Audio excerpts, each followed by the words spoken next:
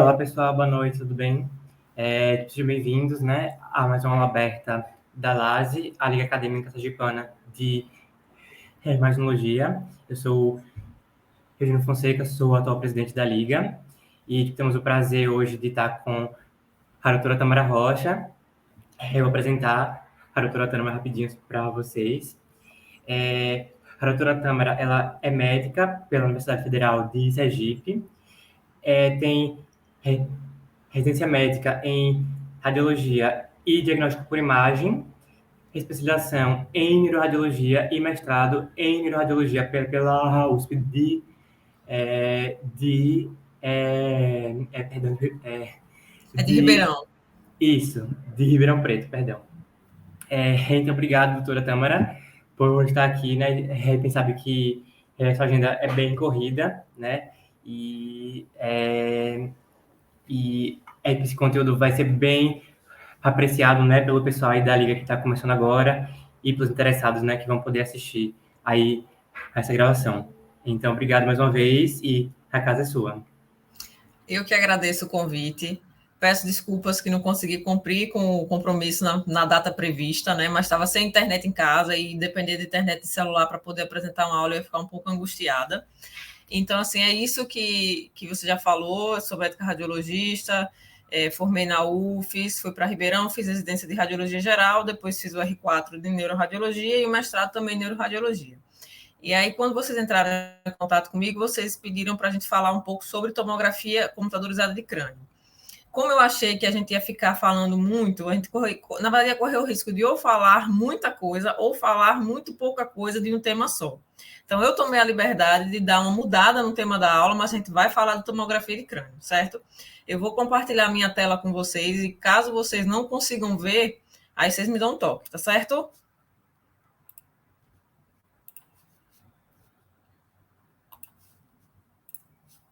Vocês conseguem ver a apresentação?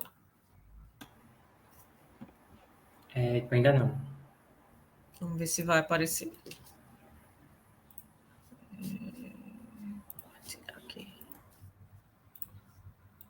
Agora, vocês conseguem ver? Sim, tá aparecendo. Então, vamos começar a aula.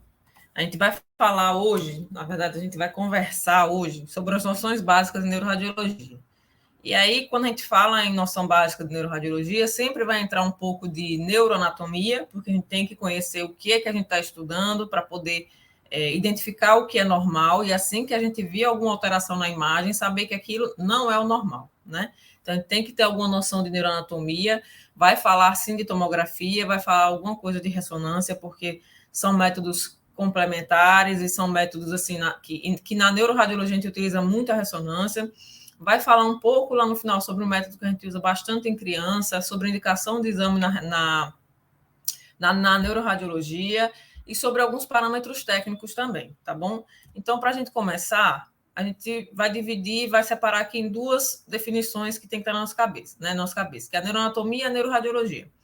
A neuroanatomia é a divisão da anatomia que estuda o sistema nervoso central e periférico, né? E já a gente vai ver detalhadamente, de uma maneira resumida, mais um pouco mais minuciosas, quais são os estudos que fazem parte desse sistema, né, da divisão desse sistema nervoso.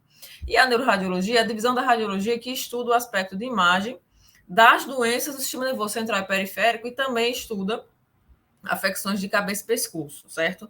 Apesar de haver especialidades que separam. Então, alguns colegas meus, por exemplo, fizeram um ano em neuroradiologia e mais um ano em radiologia de cabeça e pescoço. Mas o neuroradiologista ele também estuda as afecções de cabeça e pescoço. Os métodos de imagem básicos que a gente tem na neuroradiologia são a tomografia, que é essa que a gente vê aqui do lado esquerdo da tela, e a ressonância magnética. São os dois métodos básicos e fundamentais, certo? Antes, né, obviamente, de se ter a tomografia e de se ter a ressonância, se utilizava muito radiografia de crânio.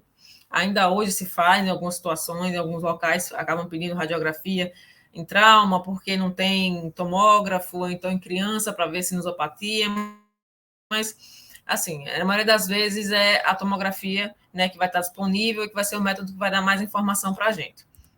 Os dois métodos, eles têm suas vantagens e suas desvantagens. Então, a tomografia, ela é rápida, a gente encontra ela em vários locais, ela é fácil obviamente, assim, a facilidade de interpretação, né? O problema dela é que utiliza radiação, né? Então, assim como o raio-x, a gente usa na radiografia, né, normal, convencional, a gente usa também raio-x para aquisição das imagens de tomografia, né? E na ressonância magnética, a gente não usa radiação, né? É um método que utiliza ondas, na verdade, né, para a gente poder ter a interpretação desse sinal que volta, né, na bobina, para a gente ter a imagem formada, e é um exame de maior especificidade, né? Então, se na tomografia eu vejo uma hipodensidade que é um pouco inespecífica, na ressonância eu tenho a capacidade de dizer, na maioria das vezes, se aquilo, por exemplo, é um acidente vascular isquêmico, ou se é, por exemplo, um glioma de alto grau, ou um glioma de baixo grau, enfim. Aí, então, especificidade maior, né, das alterações. Mas ela é uma técnica que demora, relativamente demorada, né? Obviamente, existem protocolos reduzidos para condições específicas, como, por exemplo, o AVC, né? Que requer uma abordagem mais rápida do paciente. Não é um método que está disponível em todos os locais, existem muitos locais que ainda não têm ressonância, mesmo as de campo mais baixo. Não é um exame tão fácil de interpretar, então requer um nível maior de estudo, um tempo maior de estudo para que seja feita a sua correta interpretação. E tem essa questão do campo magnético, né? Então, a gente tem ressonâncias de campo aberto, as chamadas ressonâncias de campo aberto, que são ressonâncias que têm uma qualidade de imagem muito menor, né, e por isso dão também informações muito mais precárias, as ressonâncias de alto campo, como são, por exemplo, as ressonâncias 7 Tesla, né, que dão informações anatômicas muito mais precisas para a gente. Então, enquanto a tomografia eu tenho aí um tempo inferior a 5 minutos de aquisição, a ressonância eu tenho em torno de 30 minutos. Como eu falei, existem protocolos que a gente consegue reduzir. Então, o protocolo reduzido de AVC, direcionado ali para o estudo AVC, eu consigo fazer aí nos 15 minutos. Mas ainda assim é um tempo significativamente maior se a gente for comparar com a tomografia. Lembrando sempre que, como a gente consegue ver aqui na imagem, né, o grande problema da ressonância magnética, e é talvez a única contraindicação absoluta do exame, é a claustrofobia. Né? Então, muitos pacientes só conseguem fazer ressonância sob sedação. Sobre contraindicações, a tomografia ela não tem nenhuma contraindicação. Já a ressonância, a gente tem que tomar cuidado e fazer uma entrevista minuciosa do paciente antes do exame, porque pacientes com marca-passos, hoje em dia existem alguns marca-passos que podem ser utilizados em ressonância, mas geralmente de alto custo e não são disponíveis para a maioria da população. Os implantes cocleares, materiais metálicos que não sejam compatíveis com o campo e algumas cílio postiço, tatuagem, micropigmentação, são situações que levam à contraindicação, né? Porque pode aquecer e o paciente pode ter queimadura. No caso da tatuagem, micropigmentação, a gente consegue aí ter um tempo de uns 15, 30 dias para liberar o paciente para fazer exame. E cílios postiços tem que tirar mesmo, porque corre o risco de, com o campo, que ele derreta, né? E o paciente se queima. Ambos os métodos eles podem ser realizados sem contraste ou com contraste, lembrando que o contraste intravenoso ele é diferente nos dois tipos de exame. Enquanto na tomografia a gente usa o iodo, na ressonância nós utilizamos o gadolínio. E as contraindicações básicas aos dois tipos de meio de contraste são alergia, pacientes asmáticos, principalmente os pacientes asmáticos descompensados, e aqueles com doenças renais crônicas. No caso dos pacientes com doenças renais crônicas, a gente tem que lembrar que não é porque vamos supor que é um paciente que já dialisa, por exemplo, não é que o contraste ele vai piorar a função renal. A função renal do paciente já está muito ruim, né? Ele já está dialisando. Mas a questão toda no caso do gadolínio, os pacientes com clearance muito baixo, né, abaixo de 30, que são as contraindicações basicamente aos dois tipos de contraste, o risco de fazer uma fibrose nefrogênica sistêmica. Então, o paciente faz uma fibrose no corpo inteiro. Esse é o grande medo do uso do gadolínio, né? Apesar de serem relatos assim esparsos na literatura, principalmente em pacientes com função renal muito baixa, mas é um risco. Por isso que o meio de contraste ele é contraindicado em pacientes com função renal baixa, no caso da ressonância magnética abaixo de 30. Né? E lembrando que o iodo, tanto o iodo quanto o gadolínio, eles são medicações, e por serem medicações, exige a presença do médico, certo?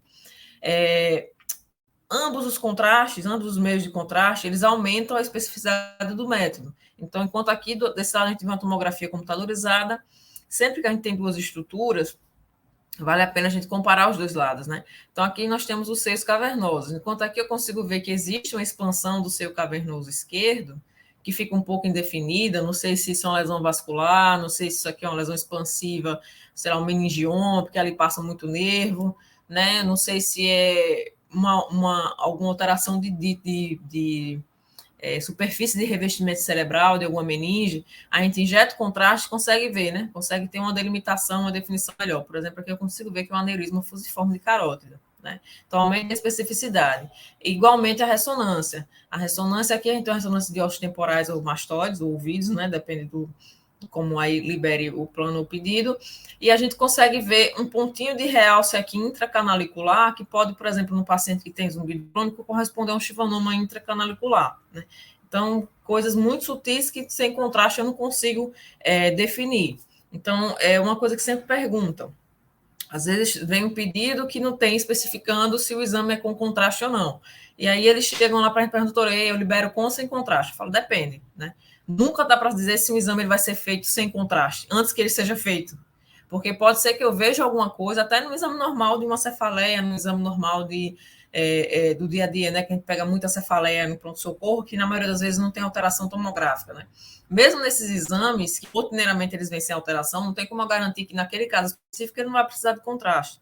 Então, sempre a resposta vai ser depende. O ideal seria sempre fazer o exame sem contraste, o radiologista avaliar o exame e ver se precisar injetar. Esse seria o ideal, né? Só que a gente tem uma rotina muito corrida, de muitos exames na agenda, e isso seria contraproducente na nossa atualidade atual, né? Então, por isso que muitas vezes já vem já no pedido se quer com ou sem contraste. Com relação às indicações dos exames, são várias, né? Mas as básicas indicações clássicas, assim, de exames são cefaleia, que é o que tem grande queixa, né? Pronto-socorro principalmente, e os traumas, né? São as principais e as maiores indicações de tomografia. E aí o American College of Radiology, que é o ACR, né? Eles têm um documento que eles colocam situações e eles colocam um nível de indicação daquele exame para aquela situação. Então, eu trouxe algumas tabelas que o ACR disponibiliza a respeito de como se solicitar ou se deve solicitar um exame de imagem, por exemplo, na cefaleia. Então, aqui nós temos o quê? Uma cefaleia que ela é repentina, é uma cefaleia muito acentuada, severa, a pior cefaleia da vida, e aí ele fala sobre o método de imagem inicial. A tomografia de crânio sem contraste, ela é usualmente apropriada, né? Vejam como ele colocou aqui, sem contraste. Com contraste, que pode ser, que é aquilo que eu falei para vocês. Pode ser que eu veja, sei lá, uma hemorragia subaracnoide no exame de cefaleia, que geralmente não tem nada, e eu precise ver se existe, por exemplo, um aneurisma roto, e eu tenho que injetar, né? E aí, agora, outras condições. Então, é uma cefaleia nova, progressiva, né, que tem sinais de alerta. Novamente, a tomografia sem contraste, por isso a importância do exame, pelo que eu falei para vocês. É disponível na grande maioria dos serviços hoje em dia, é rápido, uma interpretação também rápida, né? E as ressonâncias, nesse caso aqui, as ressonâncias com e sem contraste, né? Que aí ele coloca que também é apropriado, mas existem aqueles problemas que eu falei para vocês. Não tem em todos os locais. Se a gente fosse ser assim, bem sincero, na grande maioria das situações, se eu tivesse uma tomografia e uma ressonância no serviço, pode ser que eu preferisse a ressonância, né? Por conta da especificidade. Daqui a pouco a gente vai ver duas imagens, uma de neuroanatomia e uma de ressonância, a gente vai conseguir ver como a ressonância ela consegue dar muito mais informação anatômica, né? E tem uma resolução tecidual também muito boa. Então, assim, se eu tivesse como escolher, por exemplo, paciente que chegou com AVC no serviço que tem tomografia e ressonância, eu, com certeza, eu escolheria a ressonância, que pode me dar alteração ali rápida, com 30 minutos de isquemia eu já consigo ver alguma alteração cortical, né? Então, obviamente, eu iria preferir a ressonância. Só que, na nossa realidade, a tomografia ela tem um papel de importância muito grande, principalmente para excluir situações graves, né? Que seriam, no caso da cefaleia aqui, por exemplo, lesões expansivas e hemorragias. E aqui ele fala sobre uma cefaleia nova, mas é aquela cefaleia que é classicamente uma migrânia, que é classicamente uma cefaleia tensional, sem alteração no exame neurológico. Vocês veem que aqui nenhum exame de imagem ele indicou, né? Que, na verdade, o que acontece na grande maioria dos exames nas solicitações de pronto-socorro é isso aqui. É o paciente que já tem cefaleia, que é uma cefaleia crônica, que não controla por conta de hábito de vida, por conta que não toma medicação corretamente, não segue a prescrição médica, e eles pedem tomografia, né? É o que acontece na grande maioria das vezes, nos serviços de que a gente trabalha, tanto aqui quanto fora. Isso é disseminado, não é nada especificamente do local. É pedir tomografia para tudo qualquer cefaleia, né? E não é assim. Não é assim que pode, que tem que se funcionar, até porque, como a gente vê, é um método que utiliza radiação, né? E as pessoas não sentem, mas a radiação ela tem os efeitos, é isso? Falando agora um pouco da anatomia, lembra que eu falei para vocês que a neuroanatomia estuda o sistema nervoso central, o sistema nervoso periférico, a neuroradiologia estuda as afecções, o sistema nervoso central, o sistema nervoso periférico e de cabeça e pescoço, né? Então, o sistema nervoso central é dividido em encéfalo e medula espinhal. O encéfalo, por isso que muitas vezes se utiliza o termo acidente vascular encefálico, porque ele engloba o cérebro, o tronco encefálico e o cerebelo, né? Por isso que muitas pessoas preferem utilizar o termo acidente vascular encefálico. E também faz parte do sistema nervoso central a medula espinhal, né? E aqui, basicamente, entram as mielopatias, as mielites. O sistema nervoso periférico é composto de nervo e gânglios e terminações nervosas. A gente estuda algumas dessas patologias, principalmente nos estudos de plexo, né? Que a gente consegue estudar nas porções proximais, os plexos cervicais, isso na ressonância, né? Os plexos cervicais, os plexos lombosacros. Existe tractografia de nervo periférico também, que alguns serviços andam fazendo, né? Para avaliar a integridade do nervo. Mas aí já fica um pouco mais na parte do pessoal do músculo esquelético, né? Inclusive, dá para estudar muito bem o sistema nervoso periférico através de ultrassonografia de nervos periféricos. Fazem muito isso nos pacientes com hanseníase para ver se existe atividade de doença, né? Esse pensamento neural. Como eu falei para vocês, a ressonância magnética ela dá uma informação muito mais precisa da anatomia. E fora isso, a gente tem uma resolução tecidual muito grande, né? Já a gente vai dar uma olhadinha sobre o que é que o CBR, que é o Colégio Brasileiro de Radiologia, fala a respeito de técnica de tomografia, né? Como é que para uma tomografia ser boa, quais são os parâmetros ali que a gente tem que usar. Mas de antemão já antecipo para vocês que para que uma tomografia seja útil, eu tenho que ter diferenciação entre o córtex e a substância branca. Basicamente isso, né? Se eu tiver essa diferenciação, eu consigo detectar muitas condições patológicas e a grande maioria das condições patológicas de urgência, né? Que é o que a gente sempre se preocupa quando a gente vê o exame, avaliar uma situação que requer um tratamento mais rápido, né? Uma intervenção mais rápida. Então, aqui é um corte que eu tirei do Néter, e aqui é uma correspondência desse corte numa ressonância magnética. Essa sequência aqui é uma sequência, já adiantando, uma sequência ponderada em T2. Então, nessa sequência, o líquor, ele brilha, e eu consigo ver o córtex de uma maneira mais clara e a substância branca de uma maneira mais escura, né? Que é um T2, uma sequência T2 sem saturação de gordura. Então, aqui a gente consegue ver a gordura brilhando, né?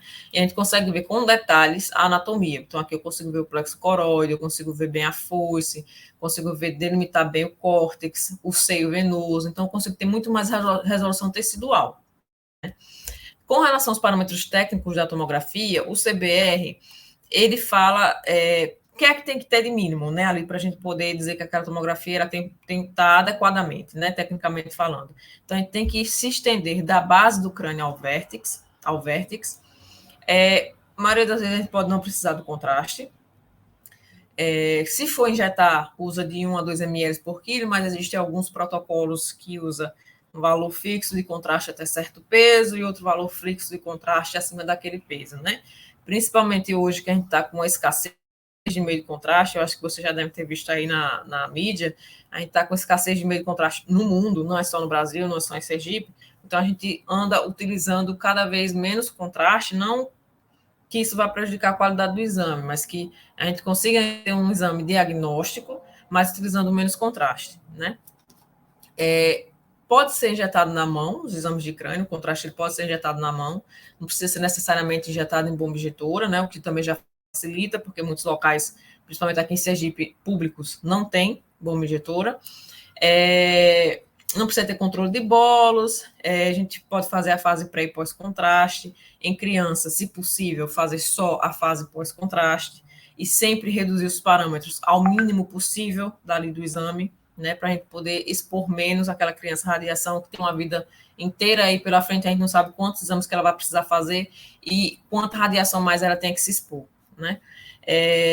Sempre tentar usar o alto MAS da máquina, a espessura menor ou igual a 5 milímetros, reconstruir com janela de partes moles e osso, principalmente se trauma. Nunca esqueçam de reconstruir na janela óssea para trauma, certo?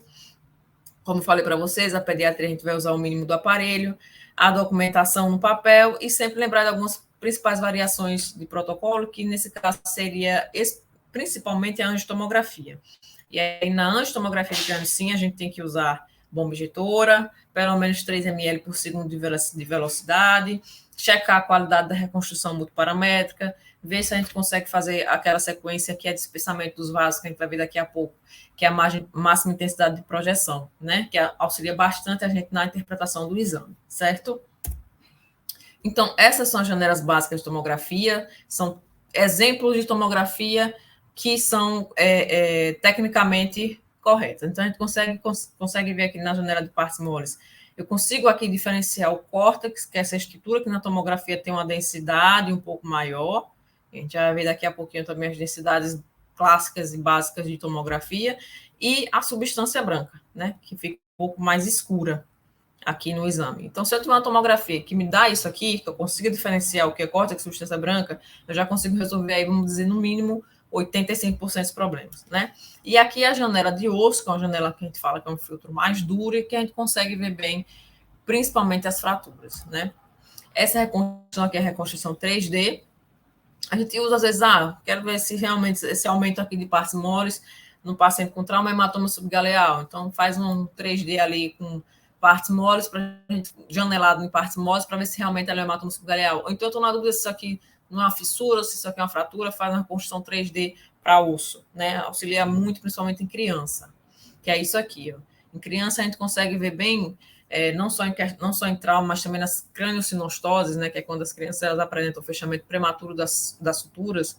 A gente consegue avaliar bem as suturas cranianas através dessa reconstrução 3D. Então, em criança, é sempre interessante mandar essa reconstrução 3D para o colega que pediu o exame. Na ressonância magnética, a gente não tem só as janelas, né? A gente tem as sequências. Então, aqui são algumas sequências básicas de ressonância, existem outras sequências e sequências avançadas de ressonância, mas a gente tem basicamente o T1, que a gente consegue ver aqui o líquor, que é mais escuro, o córtex também, a substância branca é mais clara, né? O T2, basicamente, o líquor brilha, o córtex ele fica um pouco mais claro, a substância branca um pouco mais escuro. Essa sequência aqui, que é uma sequência gradiente eco, onde os artefatos de suscetibilidade magnética, e esses basicamente são o quê? Sangue e calcificação, eles se tornam um pouco mais evidentes. Então, aqui eu consigo ver os vasos que ficam escuros, né? E o resto da imagem parece estar um pouquinho perdendo definição, mas é porque o que importa aqui é dizer se realmente tem um sangramento ou calcificação.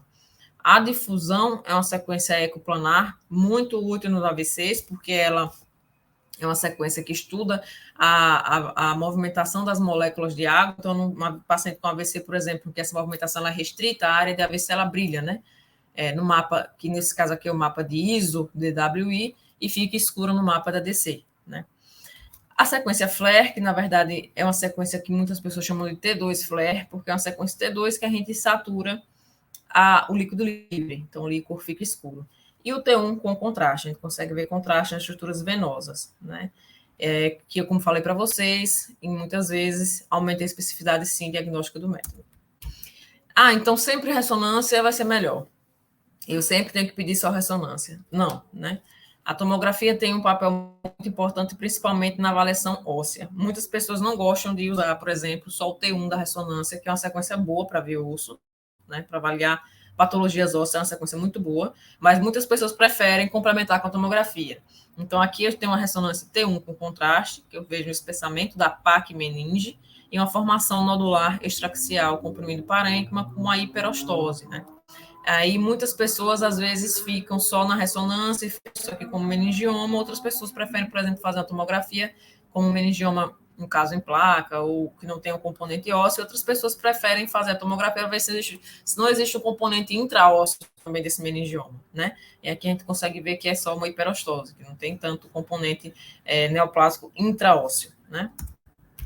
Na tomografia, a gente vai graduar e vai avaliar as densidades através de escalas que a gente chama de unidades Hounsfield, né? Então, para a gente decorar, basicamente, a gente tem que saber que o osso ele tem uma densidade muito alta, então é mais de 1.000 unidades Hounsfield.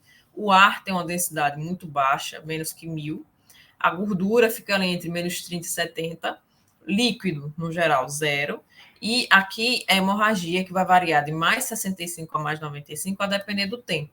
Então, a depender da degradação da hemoglobina, pode ser que ela se torne, que ela saia de 100 unidades Hounsfield, por exemplo, que é uma hemorragia hiperaguda, para uma densidade bem mais baixa, de 50 unidades Hounsfield, 40 unidades Hounsfield.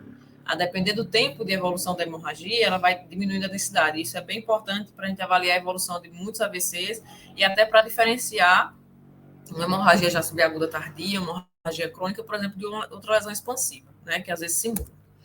Então, algumas situações que a tomografia nos ajuda bastante. AVC, né? Então, é rápida, é disponível, é interpretada de maneira mais tranquila.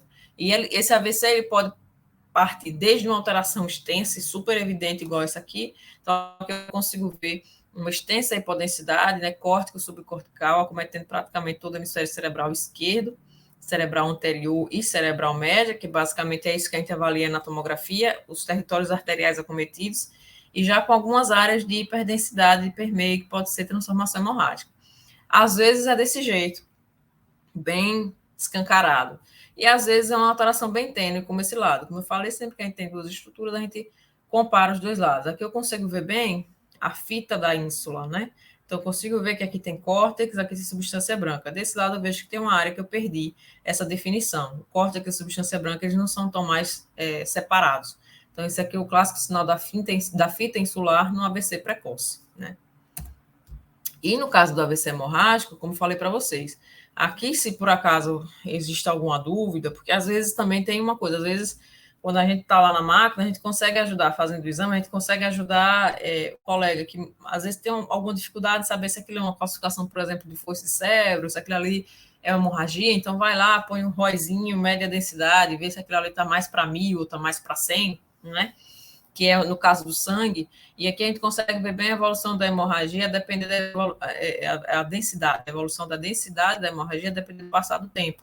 Então, aqui na fase aguda tem uma hiperdensidade, né, espontânea, significativa, que com o tempo ela vai perdendo, ela vai se tornando mais tênue, vai diminuindo, as unidades Hounsfield, elas ficam menores, e aparece mais edema, né, ao redor dessa alteração, porque hematoma crônico ele também causa um processo inflamatório ali no parênquima adjacente. Então, aí a importância da tomografia nos AVCs. E nos traumas, principalmente para avaliação de hemorragias e hematomas extraxiais. Então, aqui a gente consegue definir, e aí eu falei mais uma vez a importância de a gente perceber que tem que ter diferenciação do córtex e da substância branca na tomografia. Eu consigo ver que aqui esse córtex ele foi deslocado. Então, aqui eu tenho o córtex sem substância branca, e aqui eu tenho uma formação extraxial, né, com formato semilunar, que ultrapassa as fissuras e que tem uma densidade um pouco semelhante à do parênquima adjacente. Então, isso aqui é um hematoma subdural.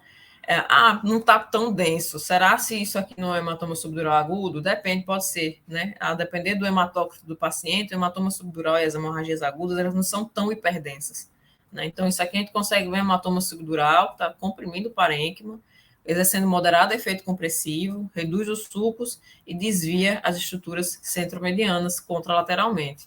Desse outro lado aqui, eu tenho uma formação lenticular, né? Provavelmente deve ter uma fratura aqui subjacente, ela não ultrapassa as suturas, então eu tenho um hematoma epidural, né? E aqui eu tenho basicamente uma foto que mostra para a gente como é que são os hematomas subdurais, aqueles que têm aqueles formatos mais semilunares, e o extraxial, que tem um formato mais lenticular e geralmente se associa a uma fratura, né?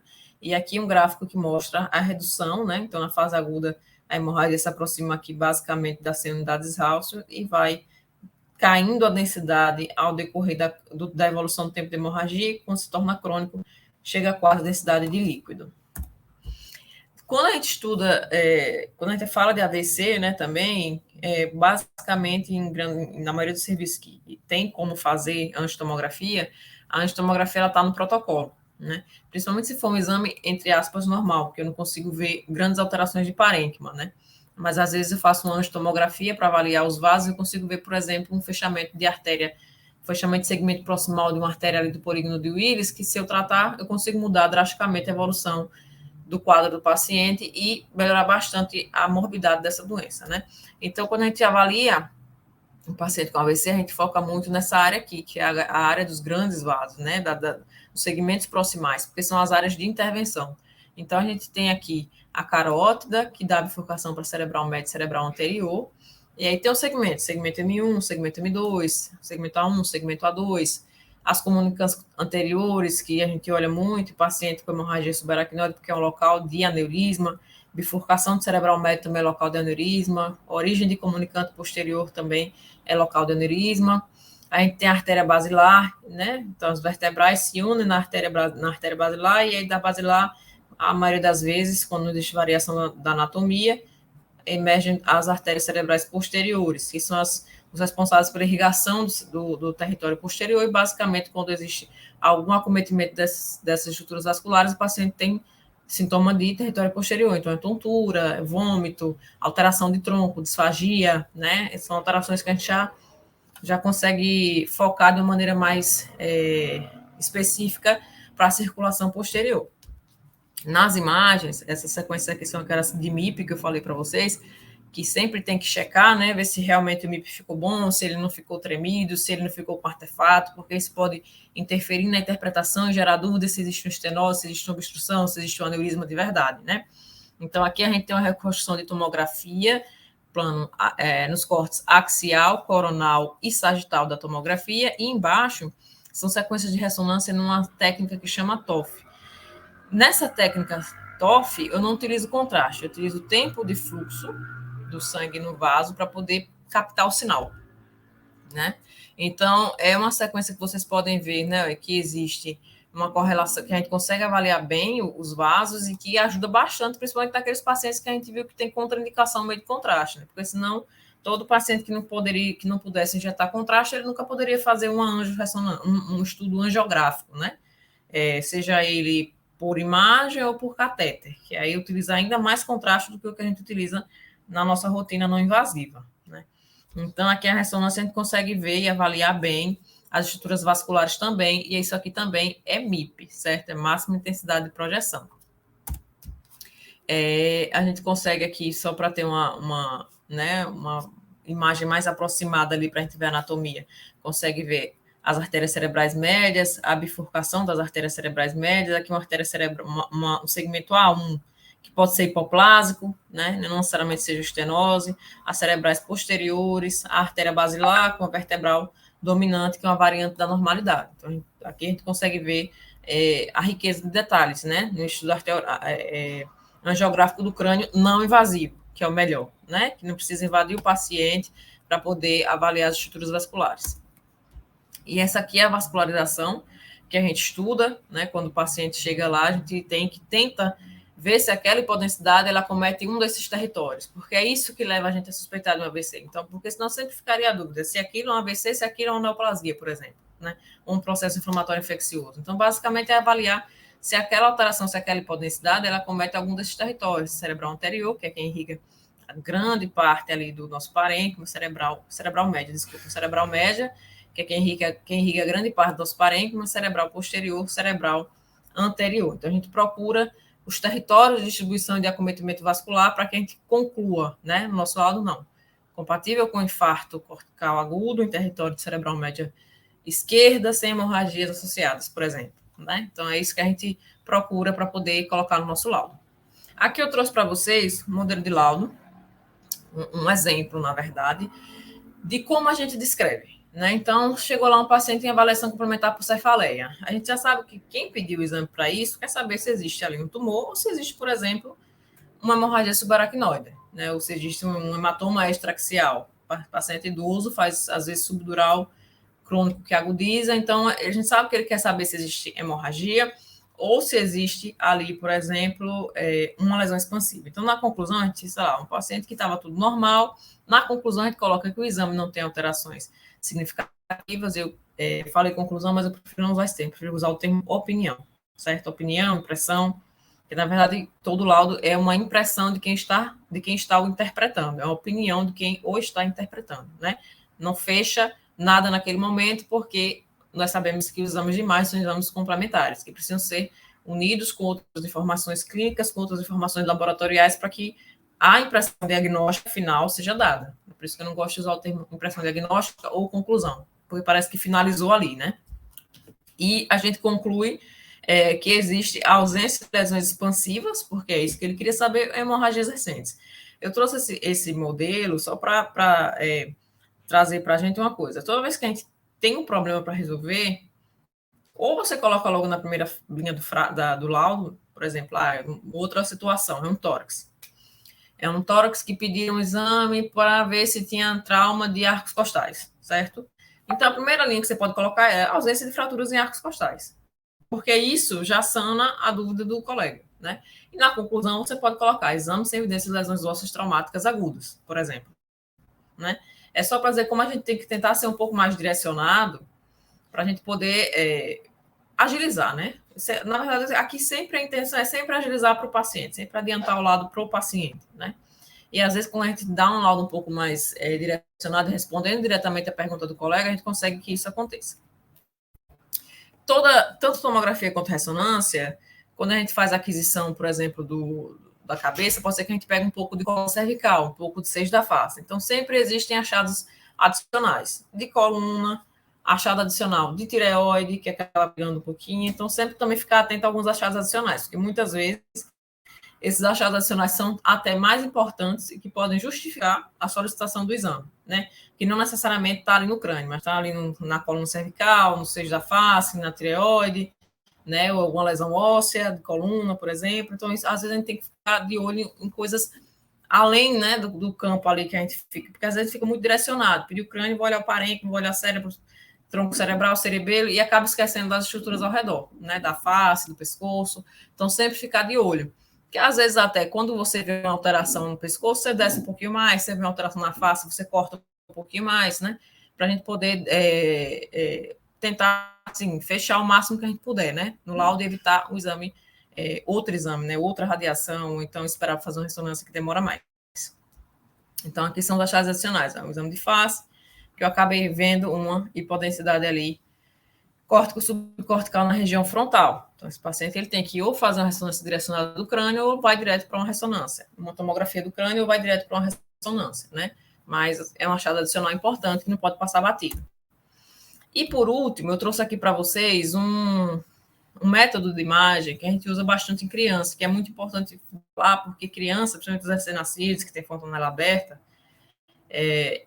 a tomografia é um método que a gente tenta fazer por último, né? E quando faz, tenta fazer uma fase só. Se for fazer com contraste, tenta fazer já pós-contraste direto para evitar a dose de radiação pré-contraste, né? Isso é o que deveria ser feito. Mas no caso da neuroradiologia, a gente tem, graças a Deus, uma ferramenta muito boa, que é a ultrassonografia transfontanela. Como eu falei para vocês, principalmente em crianças menores e com fontanela aberta. Então, aqui a gente consegue, através da ultrassonografia transfontanela, ter imagens de resolução muito boas, né? Então, eu consigo ver plexo coroide, córtex, substância branca, região do sulco caldo-talâmico, que é onde existe muita hemorragia prematuro, consegue ver se existe alguma malformação de fossa posterior. Então, assim, é um exame que consegue lhe dar muita informação, inclusive se existe hemorragia ou não, né? Se houve um infarto ou não, se houve um insulto hipóxico isquêmico ou não naquela criança, sem ter que submetê-la a uma tomografia, né? Só para a gente lembrar que a gente tem essa técnica de imagem, além da ressonância, para a criança, tá bom? Algumas mensagens para casa, lembrar sempre que a gente tem que ter em mente a indicação dos exames de imagem de neuroradiologia, saber qual é o exame de imagem mais adequado para o paciente, né? Se for criança, tentar evitar radiação, se sabe que é uma avaliação de uma patologia que requer uma definição tecidual mais específica, sei lá, por exemplo, eu quero avaliar a esclerose múltipla, que são placas pequenas, coisas muito sutis, ressonância magnética diretamente, né? Considerar as vantagens e desvantagens de cada método, contraindicação de cada método, principalmente quando se estiver fazendo exame de ressonância, né? Para que não existam problemas sérios na máquina. Sempre correlacionar com a clínica, né? Não dá para a gente laudar nenhum exame, nem neuroradiologia, nem nenhuma outra área da radiologia sem informação clínica, é igual querer que fique adivinhando, né? As coisas como se fosse mago e adivinha, não é assim. A gente tem que juntar a clínica do paciente para saber se a gente valoriza. Às vezes um achadozinho simples que passa batido e que você não valoriza a depender da clínica, mas naquele caso ali ele faça a diferença. E laudar o exame de maneira clara e objetiva, né? Para que o médico solicitante ele tenha a sua dúvida sanada e parta para o próximo passo terapêutico, tá bom? Então, muito obrigada. Deixo aqui com vocês o e-mail, caso vocês queiram futuramente mandar alguma dúvida, alguma pergunta, algum exame. E é isso aí.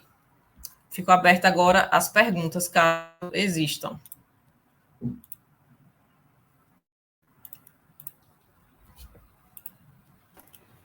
Ótimo, perfeito. Foi perfeita a aula, doutora Tâmara, muito obrigado. A gente tinha colocado a caixinha de perguntas lá no Instagram, mas eu acho que a maioria foi respondida, né? Só tem uma que eu acho que é mais, né, específica, qual a maior indicação de tomografia de crânio que a senhora recebe na sua prática, para laudo? Na prática, assim, quando a gente faz uma área específica, assim, acaba que algumas coisas elas são direcionadas para você, né? Então, assim, na rotina geral, vou falar no serviço de urgência, né? Não no serviço que eu trabalho só com neuroradiologia, por exemplo, que aí geralmente vem as coisas piores, né? Para a gente laudar. Então, são aquelas epilepsias, são as malformações, são aquelas coisas mais específicas. Mas numa rotina que você lauda tudo, por exemplo, com certeza a grande indicação vai ser cefaleia. Com certeza, vai ser sempre a principal queixa, né? Na faixa etária mais jovem. Na faixa etária um pouco mais acima dos 65 anos, alteração cognitiva. Sempre tem muita alteração cognitiva na faixa etária acima dos 65 anos.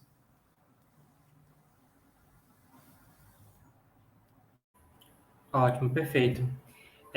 Se o pessoal tiver mais dúvida, você pode colocar aí no chat, tá? Que qualquer coisa depois, né, a gente pode estar passando para a doutora Tâmara.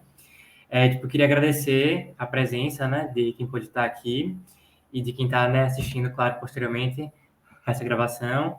Eu queria agradecer à professora Tâmara por ter, né, disponibilizado o seu tempo, né, e poder dar essa aula que é sempre maravilhosa, né, que a gente está sempre, né, aprendendo, né, com alguma coisa assim, algum insight. Tá, professora Tâmara, muito obrigado. Eu que agradeço mais uma vez a oportunidade, espero que não tenha ficado muito corrida, que eu tenha conseguido falar aí do que, pelo menos que dê aquela, como você falou, que dê aquela acendidazinha ali no pavio, né? Que é para dar uma estimulada, para tentar estudar outras coisas, aprofundar algum tema. E me põe à disposição de vocês, caso exista outro tema da neuroradiologia ou da radiologia mesmo que vocês queiram que a gente discuta. E aí a gente fica, então, esperando a próxima. Ah, que ótimo.